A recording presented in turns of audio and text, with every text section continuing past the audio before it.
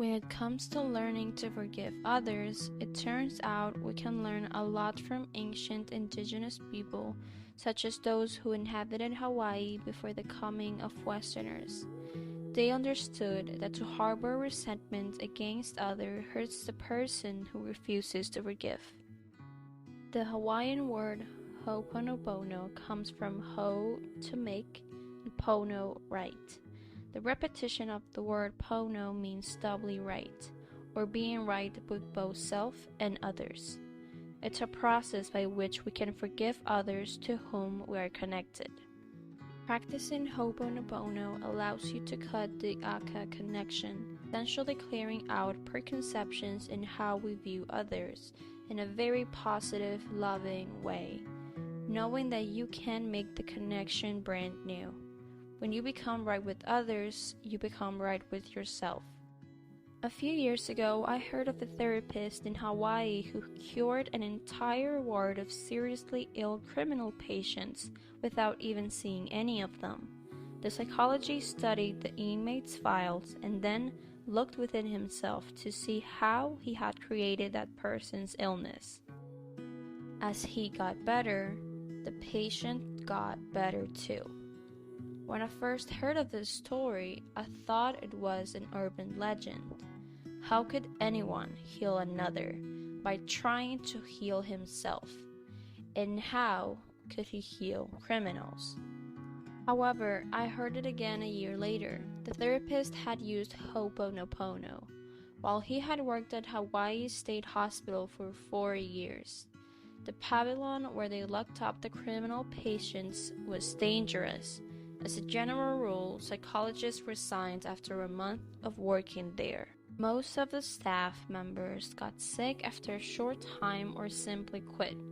People passing through the pavilion walked with their back against the wall, fearful of being attacked by the patients. It was not a pleasant place to live, work, or visit. Dr. Len said he never saw the patients. While he was looking at their files, he was working on himself, and while he was doing it, the patients were getting better. After a few months, those who had to remain chained could be allowed to walk freely, he said. Others who had to be permanently medicated could have their doses reduced, and some who would have never had the possibility of being released were discharged.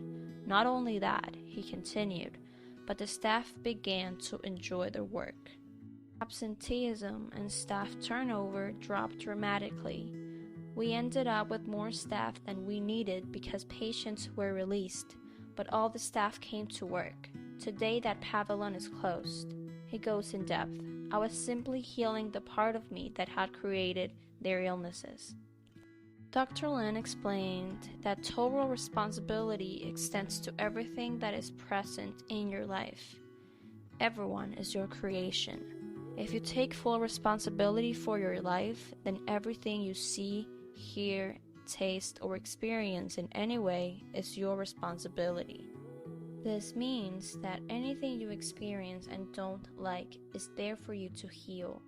They don't exist, so to speak, except as projections coming out of you.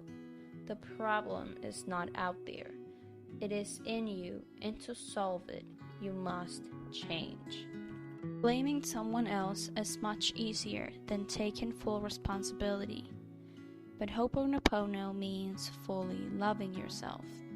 In a 2008 study, they found a statistically significant effect in the reduction of unforgiveness for those who engage in Ho'oponopono. Furthermore, the significance that participants were able to achieve this without direct supervision demonstrates the effectiveness of Ho'oponopono as a forgiveness process that may be experienced by an individual.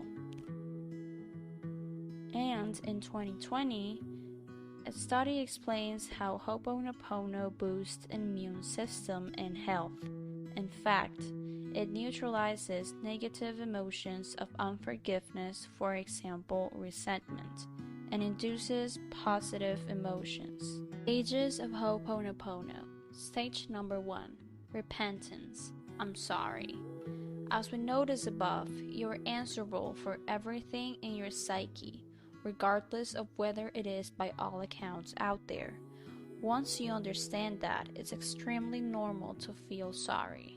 This acknowledgement can be agonizing, and you will probably oppose tolerating duty regarding the out there sort of issues until you begin to rehearse this strategy on your progressively self-evident in-here issues and get results. Stage 2. Ask forgiveness. Please forgive me. Try not to stress over who you're inquiring. Simply inquire. It would be ideal if you forgive me. Let's assume it again and again. Recall your regret from stage 1 as you request to be excused. Stage number 3. Gratitude. Thank you. State thank you. Again, it doesn't generally make a difference who or what you're expressing gratitude towards. Thank your body for everything it accomplishes for you. Thank whatever it was that just excused you. Stage number 4. Love. I love you. This can likewise be stage 1. Let's assume I love you. Let's assume it to your body. Say it to God. Let's assume I love you to the air you inhale. Let's assume it again and again.